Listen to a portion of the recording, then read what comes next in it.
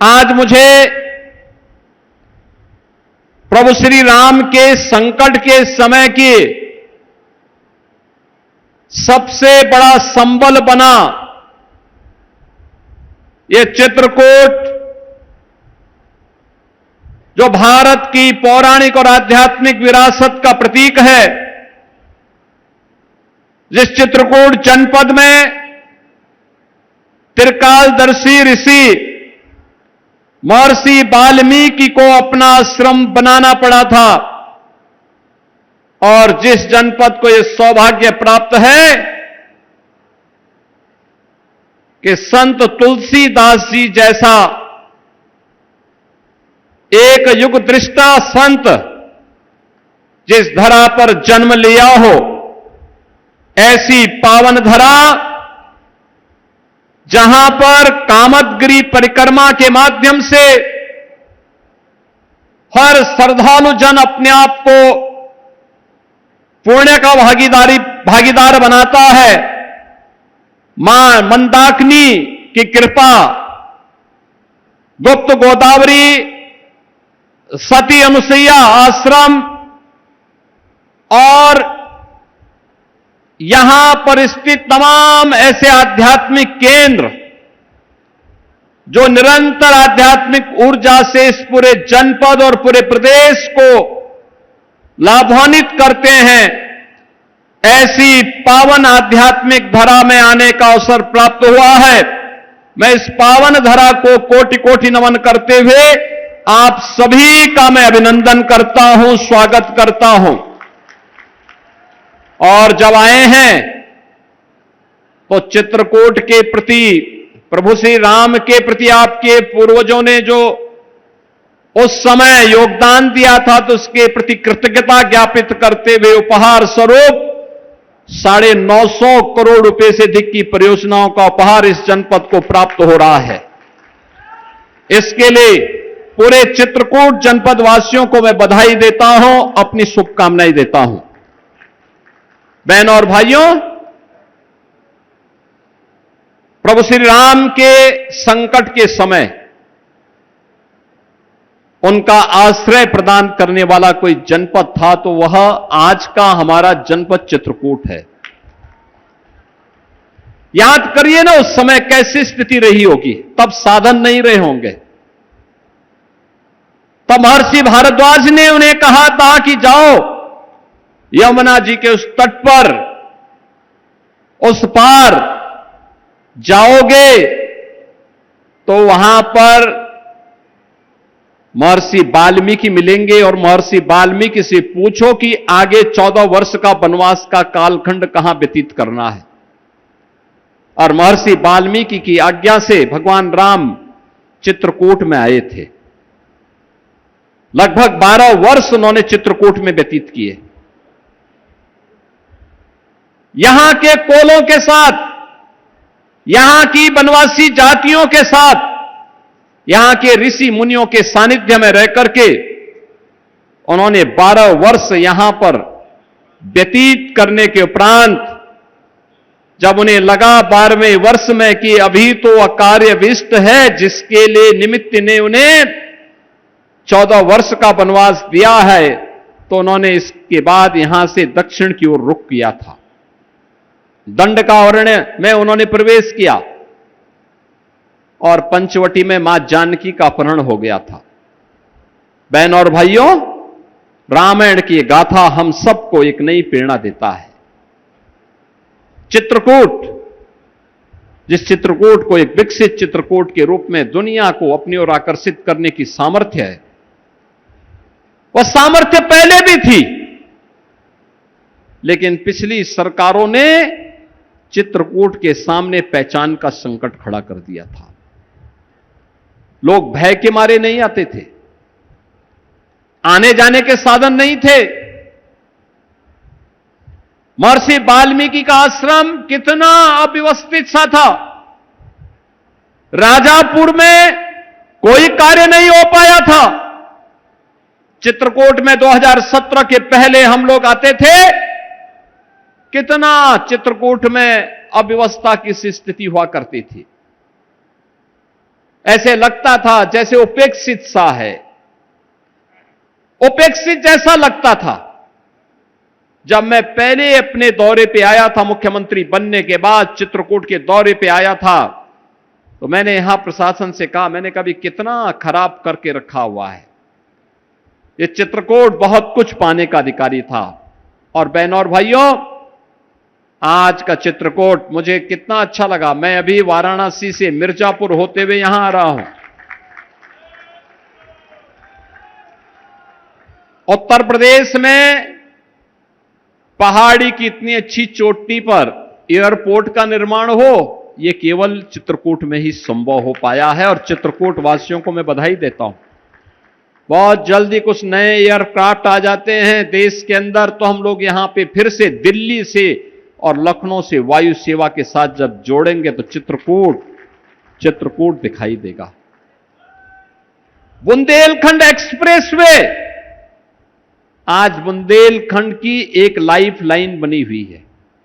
और अभी भरतकूप से आगे के निर्माण के कार्य को भी हम युद्ध स्तर पर आगे बढ़ाने का कार्य कर रहे हैं।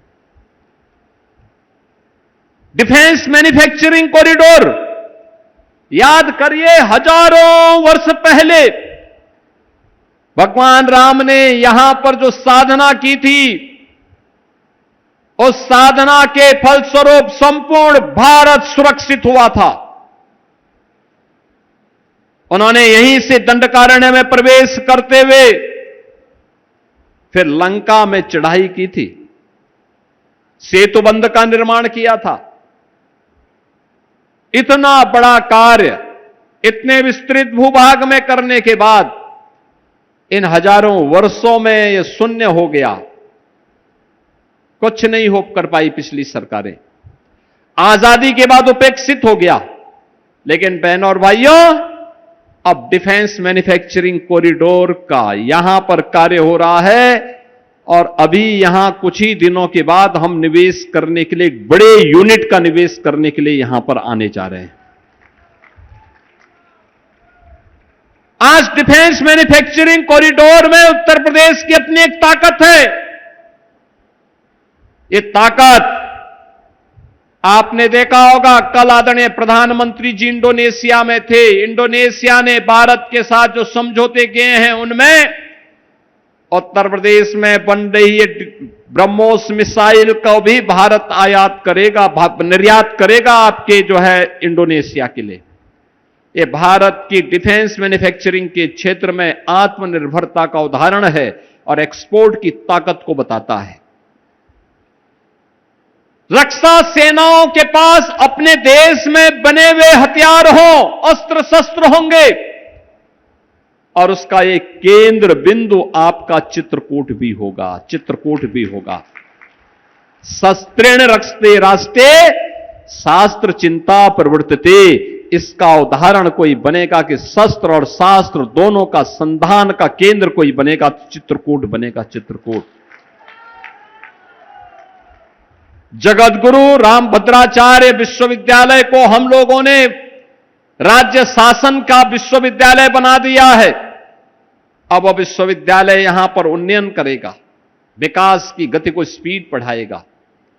अब चित्रकूट में वह सब कुछ है जिसकी हजारों वर्षों से इंतजार था और आजाद भारत में 75-70 वर्षों से जिसके लिए आप लालायित थे। और बहनों और भाइयों, आज उसी के लिए आपको आश्वस्त करने के लिए मैं आपके पास आया हूं। हमें कठिनाई हुई। ये कठिनाई इसलिए हुई, जिन क्षेत्रों में डबल इंजन सरकार से जुड़े हुए एमएलए एमपी हैं, वहां पे तो कोई दिक्कत नहीं होती। लेकिन जहां पर है नहीं, वहां कोई बोलने वाला नहीं है। समाजवादी पार्टी के लोगों को तो ठेके पट्टे से ही फुर्सत नहीं है, उनको जमीन कब्जा करने से ही फुर्सत नहीं है। वो तो सरकार का डंडा है कि वे कब्जा नहीं कर पा रहे हैं, लेकिन गिद्ध दृष्टि तो लगी हुई है। बहनों और भाइयों, 2022 में चित्रकूट में भी डबल इंजन सरकार का कोई एमएलए होता, भाजपा का कोई एमएलए होता, तो चित्रकूट अब तक अयोध्या की तरह चमक रहा होता। काशी की तरह चमक रहा होता, प्रयागराज की तरह चमक रहा होता। 2024 में अगर एमपी भी भारतीय जनता पार्टी का जीता होता तो चित्रकूट पूरा जनपद और पूरा ये संसदीय क्षेत्र भी और तेज गति के साथ आगे बढ़ रहा होता। जो जनता की बुनियादी सुविधाएं हैं, जिनके लिए जनप्रतिनिधि डे टू डे लड़ता है, काम करता है, मेहनत करता है, परिश्रम करता है, संघर्ष करता है, वो तभी संभव हो पाता है जब जिस विचारधारा की सरकार हो, वहां का एमएलए और एमपी हो, तो विकास के कार्यों में फिर कोई बाधा नहीं बनती। बहनों और भाइयों, यही समस्या थी, यही समस्या है चित्रकूट में। हम लोग तो तब भी आ जाते हैं, हर महीने मंत्रियों को भेजते हैं, हर महीने यहां की समीक्षा लेते हैं। विकास के कार्यों का रिव्यू करने के लिए मैं स्वयं आया हूं,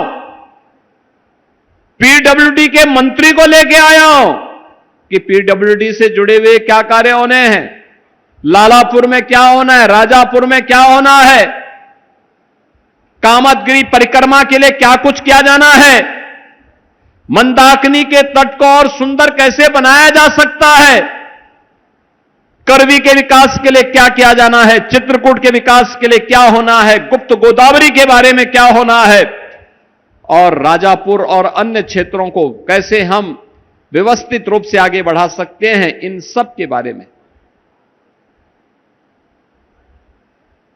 बहनों और भाइयों, आज 950 करोड़ रुपए से अधिक की परियोजनाएं एक साथ चित्रकूट को हम दे रहे हैं। पहले की सरकारें जो अपने आप को समाजवादी कहते थे, वे चित्रकूट आने में डरते थे। वे डॉक्टर राम मनोहर लोहिया के नाम पे राजनीति करते हैं, अपनी विरासत को आगे बढ़ाते हैं, लेकिन जब सत्ता में आते हैं तो केवल अपने परिवार के लिए कार्य करते हैं। तब उनको सिपाही परिवार से ज्यादा कुछ दिखाई नहीं देता, उससे ज्यादा उनकी दृष्टि नहीं है, उससे ज्यादा वो देख भी नहीं सकते, सोच भी नहीं सकते, परिवारवाद और वंशवाद से ऊपर उठ ही नहीं सकते। विकास की कोई सोच नहीं थी। उन लोगों के द्वारा लगातार जब भी उनको मौका मिला, उन्होंने परिवारवाद और वंशवाद के नाम पर समाज में विद्वेष पैदा करने का जो कुत्सित कार्य किया है, आज भी वे उसी तर्ज पर काम कर रहे हैं।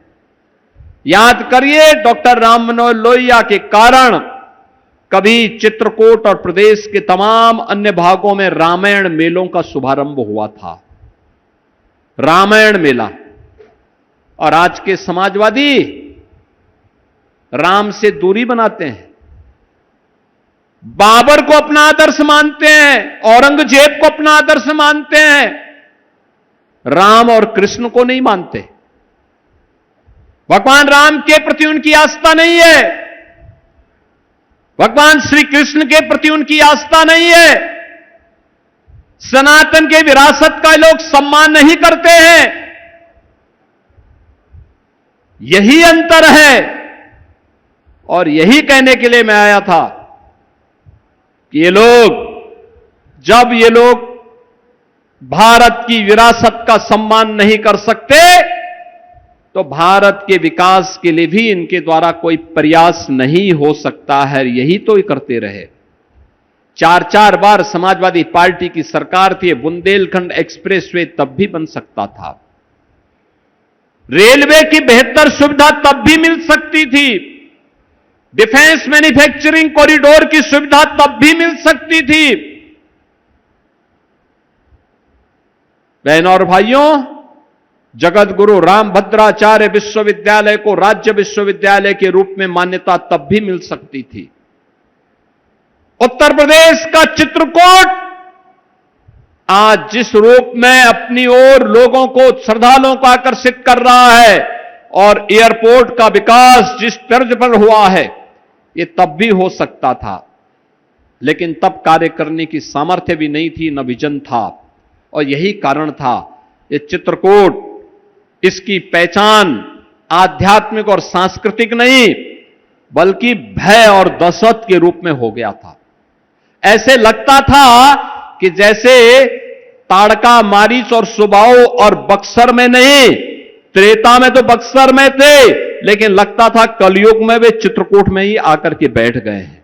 यह समाजवादी पार्टी की सरकार के समय होता था।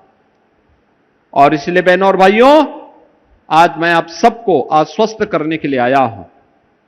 ये डबल इंजन की सरकार, जो प्रधानमंत्री मोदी जी ने पहले दिन कहा था, हमारी सरकार सबका साथ और सबके विकास के भाव के साथ कार्य करेगी। आज सबका साथ, सबका विकास का भाव हर एक क्षेत्र में देखने को मिल रहा है। क्या गरीब है, क्या किसान है, क्या नौजवान है, क्या महिलाएं हैं, हर तबके के व्यक्ति के लिए कुछ न कुछ सुविधाएं हैं।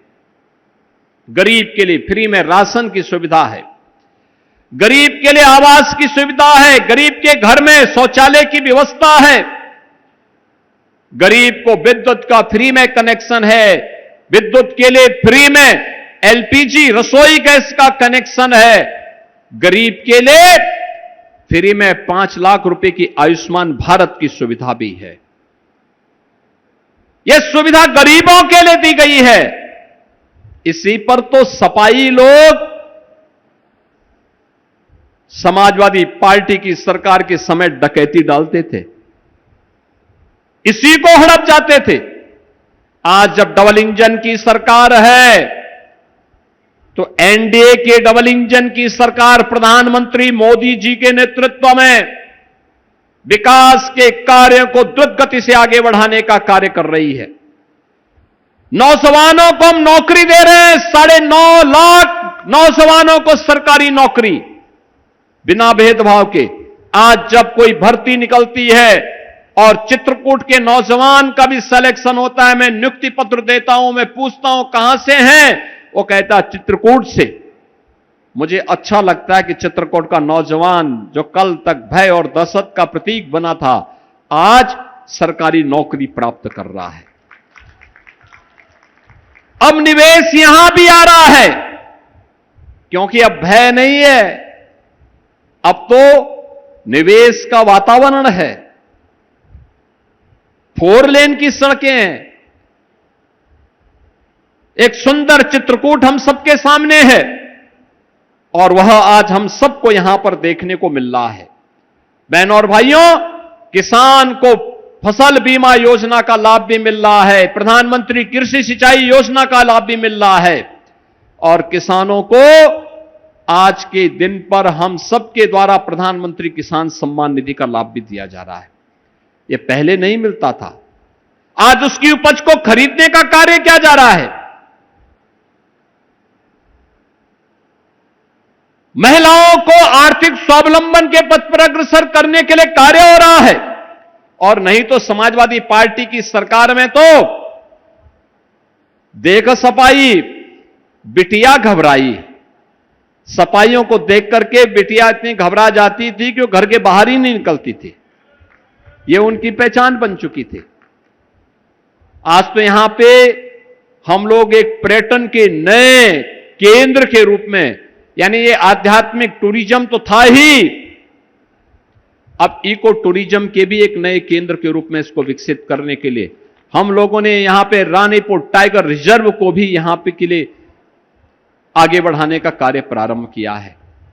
बहनों और भाइयों, विकास की प्रक्रियाएं जब एक साथ जुड़ती हैं और स्पीड जितनी अच्छी होती है, प्रगति उतनी ही तेज होती है। और प्रगति होगी तो समृद्धि को कोई रोक नहीं सकता है, कोई रोक नहीं सकता है। आपने देखा होगा, हम लोग अभी सीएम युवा योजना के अंतर्गत उद्यमी बन रहे नौजवानों को चेक उपलब्ध करवा रहे थे। ये युवा अपने आप में स्वावलंबन के प्रतीक बन रहे हैं। सरकार पर निर्भरता नहीं, सरकार की योजनाओं का लाभ लेकर के विकास की प्रक्रिया के साथ जुड़ भी रहे हैं और दूसरे नौजवानों को रोजगार देने की सामर्थ्य भी विकसित कर रहे हैं। यह है नई पहचान। और उस पहचान को जोड़ने के लिए आज हम सब आपके बीच आए हैं, आपसे कहने के लिए विकास की इस प्रक्रिया में ही सबका उत्थान है, सबका भला है। आने वाले भविष्य को हम सुरक्षित कर पाएंगे। जो लोग समाज को जाति के नाम पर बांट रहे हैं, क्षेत्र के नाम पर बांट रहे हैं, भाषा के नाम पर बांट रहे हैं, याद करना ये देश के सबसे बड़े दुश्मन हैं। ये वही लोग हैं जो लोग विकास की, जिनके पास कोई सोच नहीं है, सामाजिक ताने बाने को छिन्न भिन्न करना अपने राजनीतिक स्वार्थ के लिए। और यही पाप अगर मध्यकाल में नहीं होता तो देश कभी गुलाम नहीं हो सकता था। बहनों और भाइयों, हमें ऐसे लोगों से सतर्क और सावधान होना होगा। आज भारत विकास की जिस यात्रा के साथ आगे बढ़ा है, हम सब उस यात्रा में सहभागी बने। प्रधानमंत्री मोदी जी के नेतृत्व में नया भारत नई तरीके से आगे बढ़ रहा है, मजबूती के साथ आगे बढ़ रहा है। बिना रुके, बिना डिगे, बिना थके प्रक्रिया आगे बढ़ रही है। और उस प्रगति की यात्रा में सहभागी बनना आज का हमारा सबसे बड़ा कर्तव्य बनता है। इसी में हमारा वर्तमान भी और हमारे आने वाली पीढ़ी का भविष्य भी सुरक्षित है। और उस आने वाली पीढ़ी के सुरक्षित भविष्य के लिए पूरे चित्रकूट जनपद को भी इसमें सहभागी बनना पड़ेगा। बहनों और भाइयों, आपने इधर कुछ समाचार सुने होंगे, आपने देखा होगा कांग्रेस और समाजवादी पार्टी अचानक सक्रिय हो गई। अचानक सक्रिय हुई। और सक्रिय क्यों हुई? जो जन्मजात अयोध्या को कोसने वाले लोग थे, खानदानी अयोध्या को कोसने वाली पार्टियां थीं, उनको एक मुद्दा मिल गया। उनको एक मुद्दा मिल गया। याद करिए, कांग्रेस की केंद्र में सरकार थी और राम सेतु को तोड़ने के लिए जब कांग्रेस की सरकार ने शरारत प्रारंभ की थी, राम भक्त एकजुट हुए थे, तब माननीय उच्चतम न्यायालय में, सुप्रीम कोर्ट में, तब कांग्रेस ने एक शपथ पत्र दाखिल किया था। और शपथ पत्र दाखिल करते हुए कांग्रेस ने कहा था कि राम तो हुए ही नहीं, एक काल्पनिक है। एक कांग्रेस शर्म भी नहीं आई इनको भगवान राम और भगवान कृष्ण के बारे में इनको काल्पनिक कहने में, तनिक भी लज्जा नहीं आई। अगर राम और कृष्ण काल्पनिक हैं तो अयोध्या और चित्रकूट क्या है, श्रृंगवेरपुर क्या है, मथुरा वृंदावन क्या है, बलदेव गोवर्धन क्या है, बरसाना क्या है, पंचवटी क्या है? हमारे प्रभु को काल्पनिक बोलने वाले लोग किस मुंह से आज अयोध्या में आस्था की बात कर रहे हैं? किस मुंह से कर रहे हैं? राम भक्तों पर गोली और लाठी चलाने वाले लोग किस मुंह से आस्था की बात अयोध्या के बारे में कह रहे हैं? एक राम भक्त कहे, एक चित्रकूट वासी कहे, उसका स्वागत होना चाहिए, क्योंकि चित्रकूट ने तो भगवान राम को लगभग 12 वर्ष तक अपने यहां आमंत्रित किया था, रहने के लिए अवसर दिया था, उनके साथ यहां पर एक सहोदर भाई जैसा व्यवहार किया था। चित्रकूट मान सकते हैं, देश का राम भक्त कहे तो कोई दिक्कत नहीं। लेकिन आज अयोध्या में आस्था के नाम पर अयोध्या को बदनाम करने, राम की विरासत को बदनाम करने की साजिश और एक ठेका लगता है समाजवादी पार्टी और कांग्रेस ने ले लिया है। आपने देखा होगा लगभग 150 लोग अयोध्या में जो मंदिर में चढ़ावा आता है उसकी काउंटिंग में है। ट्रस्ट ने एक सिफारिश की कि हमें यह जानकारी मिली कि चढ़ावे में जो पैसा आता है इसके नाम पर कुछ चोरी हो रही है, इसके लिए एक उच्च स्तरीय एसआईटी गठित करनी चाहिए, राज्य सरकार से अनुरोध किया। हमने से राम जन्मभूमि तीर्थ क्षेत्र न्यास की सिफारिश को स्वीकार किया और एक उच्च स्तरीय कमेटी एसआईटी के रूप में स्पेशल इन्वेस्टिगेशन टीम गठित की और जांच दल जांच किया और जो प्रमाण मिले केवल 6 लोग इसमें चोरी करते हुए पाए गए। कुल 6 लोग, 2 लोग उसमें साजिश का पार्ट थे, यानी कुल 8 लोग। एसआईटी ने अपनी सिफारिश ट्रस्ट को भेज दी। ट्रस्ट ने उसके अनुसार एफआईआर दर्ज करवाई, कार्रवाई हो गई। फिर इसमें पूरे ट्रस्ट को बदनाम करने, पूरी अयोध्या पर उंगली उठाने, प्रभु श्री राम की विरासत को अपमानित करने का औचित्य कहां से होता था। लेकिन लगता है कांग्रेस और समाजवादी पार्टी ने भारत की पूरी आस्था को आहत करने और उस पर प्रहार करने का ठेका ले लिया है। हर राम भक्त को, हर भारत के आस्थावान नागरिक को इसके प्रति सचेत होना होगा। ये वे लोग हैं जब इनको मौका मिला था तब यही समाजवादी पार्टी आज जो काम हम यहां पर मंदाकिनी नदी के तट को सुंदरीकरण करने में खर्च करते हैं, चित्रकूट के पवित्र स्थलों के सुंदरीकरण में पैसा खर्च करते हैं, राजापुर और वाल्मीकि लालापुर में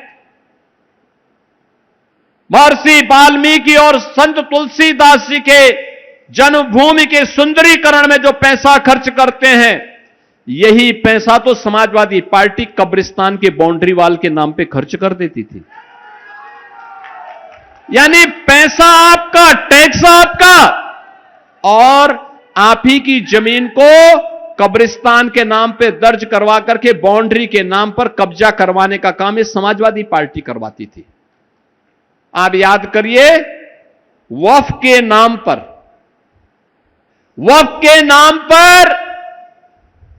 हजारों एकड़ लैंड कब्जा कर दी गई। सरकारी लैंड भी, गरीबों की लैंड भी, धार्मिक स्थलों की लैंड भी, और कब्जा कराने वाले कोई और नहीं थे, ये कांग्रेसी थे या समाजवादी थे। जब वक्फ का कानून बना और उसका वेरिफिकेशन की कार्रवाई हुई तो उसके खिलाफ कांग्रेस और समाजवादी पार्टी खड़े हो गए। यानी वक्फ के नाम पे हजारों एकड़ लैंड बेच भी दी गई, वारा न्यारा किया गया। ये सीधे सीधे डकैती थी। इसके नाम पर एक भी बार समाजवादी पार्टी नहीं बोली, एक भी बार कांग्रेस नहीं बोली, बल्कि जब मोदी जी ने इसके खिलाफ कानून बनाया, उस लूट के खिलाफ कानून बनाया, तो इन लोगों ने आंदोलन किया। बहनों और भाइयों, इनका दोहरा चरित्र आज आप देख सकते हैं, और इस चरित्र को देख करके गिरगिट शर्मा रहा होगा, कह रहा होगा देखो एक नई प्रजाति कहां से पैदा हो गई एक कांग्रेस और समाजवादी पार्टी के नाम पे जो तुरंत रंग बदलती है। दोहरा आचरण इनका है। ये दोहरा चरित्र भारत की राजनीति को ही अविश्वसनीय बना रहा है। बहनों और भाइयों, आज आप सबको इन सभी षड्यंत्रों से सतर्क और सावधान होना होगा। ये लोग किसी का सम्मान नहीं करते, बाबा साहब भीमराव अंबेडकर का सम्मान नहीं करते। बाबा साहब भीमराव अंबेडकर के नाम पर कन्नौज में मेडिकल कॉलेज का निर्माण हुआ था, समाजवादी पार्टी ने बाबा साहब भीमराव अंबेडकर का नाम हटा दिया। याद करिए, महर्षि वाल्मीकि का आश्रम इसी लालापुर में है। समाजवादी पार्टी के गुंडे वहां कब्जा करने पहुंच गए थे, और तो हमारी सरकार आ गई तो इनको सबको दिन में ही तारा दिखने लग गया था, भाग गए सब, नहीं तो ये लोग कब्जा कर देते वहां पे जहां इनको मौका मिलता था। 17 में जब हम लोग आए थे तो मैंने आने के बाद सबसे पहले कहा था मैंने कहा था जितने भी लोगों ने सरकारी जमीन को या गरीबों की जमीन को या व्यापारियों की जमीनों पर कब्जा किया है, अगले 24 घंटे के अंदर खाली कर लेंगे। नहीं खाली करेंगे तो फिर हम दूसरा तरीका अपनाएंगे। बहनों और भाइयों, हमारे जो पोर्टल में जमीनें आई वो 64,000 एकड़ लैंड आई थी जिस पर अवैध कब्जे हुए थे और ये सब समाजवादी पार्टी के लोगों ने कब्जे किए हुए थे। आज वो मुक्त हो चुकी है, उसी में निवेश हो रहा है, उसी में नए विश्वविद्यालय बन रहे हैं, मेडिकल कॉलेजेस बन रहे हैं, निवेश आ रहा है, नौजवानों को नौकरी और रोजगार प्राप्त हो रहा है। विकास और विरासत की यात्रा आगे बढ़ेगी, नौजवानों के लिए अवसर आएंगे और स्वस्थ प्रतिस्पर्धा के इस दौर में मैं चित्रकूट वासियों का आह्वान करूंगा कि हम भी स्वस्थ प्रतिस्पर्धा का हिस्सा बने। प्रधानमंत्री मोदी जी ने देशवासियों को कहा है कि हमें 2047 में एक विकसित भारत की स्थापना करनी है। विकसित भारत का मतलब विकसित उत्तर प्रदेश, और विकसित उत्तर प्रदेश का मतलब है विकसित चित्रकूट।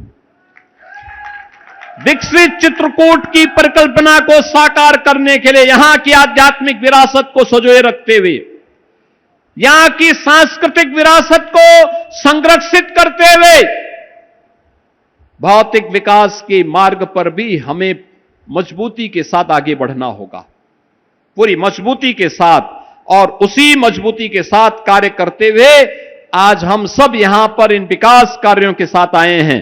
मऊ सराय अंकिल मार्ग महिला घाट पर यमुना नदी में सेतु का आज लोकार्पण का कार्य संपन्न हो रहा है। बांदा विसंडा ओरन नादी बहरो मार्ग का चौड़ीकरण सुदृढ़ीकरण के कार्य का भी लोकार्पण का कार्य, मंदाकिनी नदी, बाण गंगा नदी, बरदहा नदी और वाल्मीकि नदी पर सेतु, पहुंच मार्ग और अतिरिक्त पहुंच मार्ग सुरक्षात्मक कार्य और भूमि अधिग्रहण से संबंधित जो कार्य संपन्न हुए थे उसका भी लोकार्पण का कार्य हो रहा है। अर्बन उद्यमिता प्रशिक्षण विकास केंद्र मऊ और नवीन संकेत जूनियर हाई स्कूल का लोकार्पण का कार्य भी आज हो रहा है। तहसील राजापुर में तुलसी स्मारक उपवन का, तहसील मानिकपुर में शोभन सरकार का और रामघाट के पास पर्यटन चौराहे का पर्यटन विकास का कार्य का भी लोकार्पण आज हो रहा है।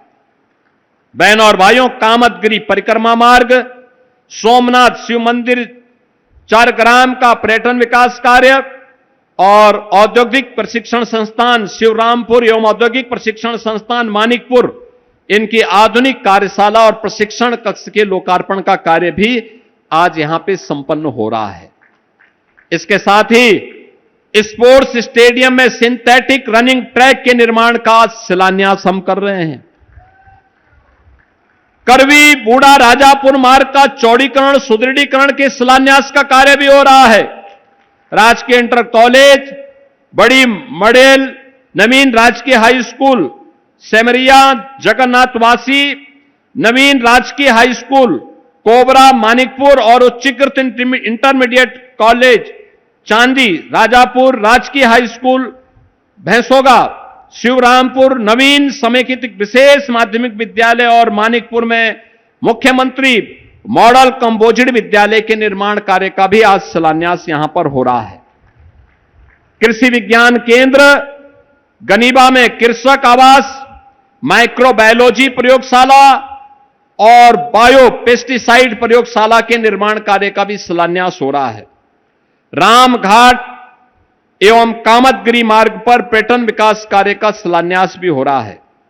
देवांगना घाटी के पर्यटन विकास के कार्य का शिलान्यास, मानिकपुर में इको टूरिज्म पर आधारित थीम पार्क के निर्माण का कार्य का शिलान्यास भी और इको टूरिज्म के लिए रानीपुर टाइगर रिजर्व के पास एक इको टूरिज्म के एक विकास कार्य का भी शिलान्यास यहां हो रहा है।